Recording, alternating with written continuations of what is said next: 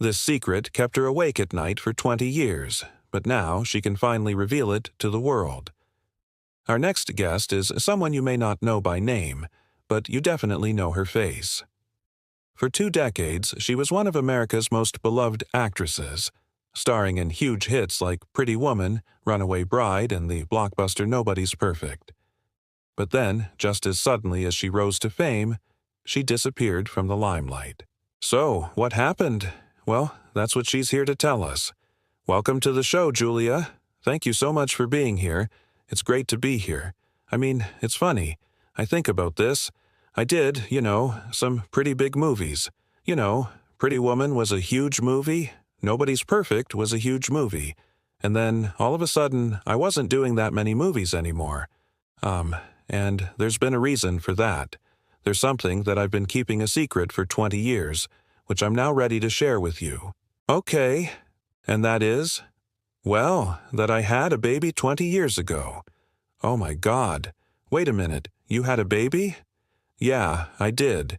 See, when I was 16 years old, I started working as a model, and one day I was sent to a photo shoot in LA in the spring of 1987.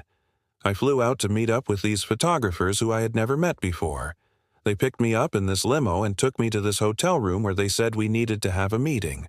I was like, what is this meeting about? It was like, oh, you'll see. And I walked into the room, and there were like 4 men in there. And I instantly panicked because I thought, are they pimps? Am I walking into a situation? And then they said, sit down, we want to be your agents. Oh, okay. So they became my agents, and at the time, I was very naive and young and didn't understand that they were taking advantage of me. And they basically, rented me out to people. They rented me out to the highest bidder. Wow. So basically, you were prostituting yourself. Yeah. And the worst part of it was that after they would, rent me out to whoever wanted me, then they would take the money and they would split it between themselves. I never saw a penny of it. I was a child. I was 16 years old. I didn't know what to do. I was living in Vancouver. My parents lived in Canada. And so I called home and I told them what was going on. And my mom immediately flew out to come get me. And, she put me back on the plane and sent me back to Vancouver to try to continue modeling. Oh, I hated it. I hated it. And it wasn't long after that I quit modeling. Wow. I'm so sorry. I'm so sorry. It's okay. I'm okay now. But at the time, I was devastated.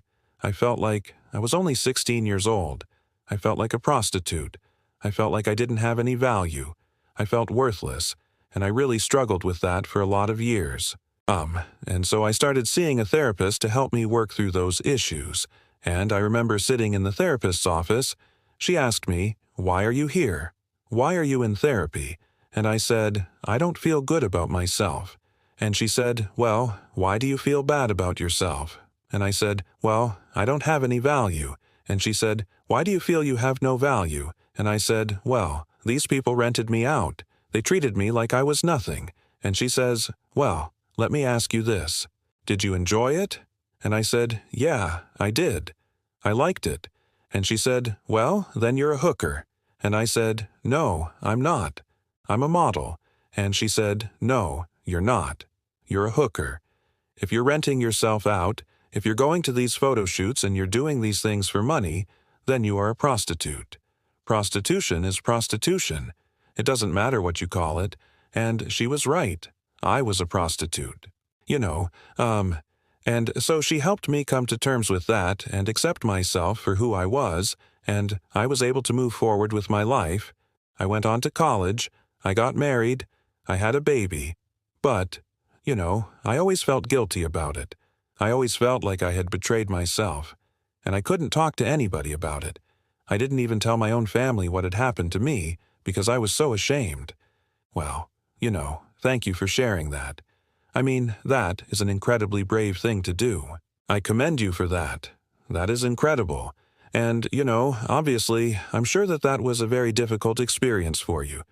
You were only 16. Yeah. I mean, that's such a formative age, and you're just trying to figure out who you are and where you fit in the world and, developing your identity. And then to have this horrible thing happen to you. I'm so glad that you found a therapist who could help you work through it. But then, you had a baby. You got married, you had a son, you settled down, you had a family. Yeah, I did. And I loved being a mom. I mean, I loved it more than anything else in the world. But, I also struggled with that, though. Because I always felt like, how could I be a good mom if I didn't have any value? How could I be a good mom if I thought I was worthless? I mean, that's a hard thing, to overcome those feelings of self-worthlessness when you're trying to raise a child. It's very difficult. But I did it. I mean, I raised a wonderful kid, and I'm very proud of that. He's a good man. He's got a good head on his shoulders. He's got a good heart, and I love him very much, and I'm proud of the man that he's become. So why are you here today? What brought you here today? Well, I wanted to let people know. I wanted to let the public know what really happened to me. I mean, for 20 years, people have been speculating. People have been talking. People have been saying all sorts of things, and I wanted to set the record straight. I wanted people to know the truth. I'm not ashamed of what happened to me.